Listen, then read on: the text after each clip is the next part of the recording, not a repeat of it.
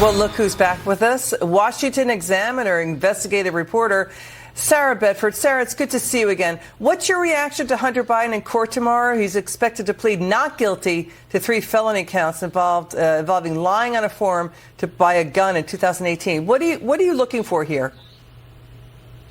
Well, I think, it's interesting. We've already started to see Hunter Biden's defense team lay out what their arguments are going to be against this. And notably, they're not defending Hunter Biden's conduct at all as it relates to the gun charge, because it's pretty much an open and shut case, right? He has admitted in his memoir and in subsequent media interviews that he was addicted to crack at that time in October 2018 when he bought the gun. There's a paper trail. He signed a federal document pledging that he was not using illegal drugs at the time of the purchase and ownership of that gun. So it's going to be really difficult for his lawyers to defend against the actual conduct for which Hunter Biden is being charged here. So instead, you've heard his lawyers talk about the constitutionality of the law, whether Hunter Biden's Second Amendment rights are being violated, which is, sort of ironic given that his father is leading a charge to crack down on gun ownership. And also they're going after the motivations of the prosecutor, saying that David Weiss caved to pressure from House Republicans to bring an indictment.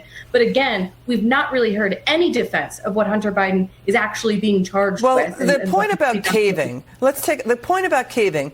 The Justice Department, government whistleblowers have said the Justice Department let statutes of limitations expire on Hunter Biden tax evasion charges. You got that, and then you got this. The IRS is saying basically to the top IRS inspector, it will likely audit those making less than $400,000.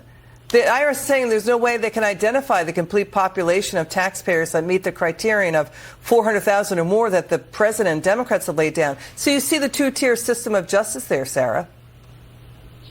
Right. I mean, the fact that just these gun charges alone have taken 5 years for prosecutors to bring them, right? I mean, we're talking about an incident, an open and shut case that occurred in 2018, and it took 5 years for prosecutors to bring this charge. That sort of supports everything that the whistleblowers have said about, prosecutors letting the statute of limitations lapse on some of the more serious charges, dragging their feet on bringing charges for things that they had evidence on months and even years ago. So, the fact that we're talking about his court appearance on that tomorrow, as opposed to years ago, I think is a testament to everything the whistleblowers have said. And you got House lawmakers. I want to interview David Weiss and Leslie Wolf of the Justice Department. More and more, James Biden is a focus of House impeachment inquiry probes. I mean, James and Hunter Biden were business partners with China's energy company CEFC, and House lawmakers subpoenaed James Biden's LLC, the Line Hall Group, and another one.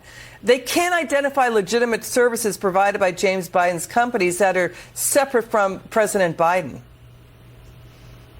Yeah, I mean, I think James Biden's involvement is a really key piece of all of this, right? Because the arguments in defense of Hunter Biden from Democrats, from Joe Biden for years had been that Hunter Biden was a private citizen, a Yale-trained lawyer who came by all this foreign work honestly.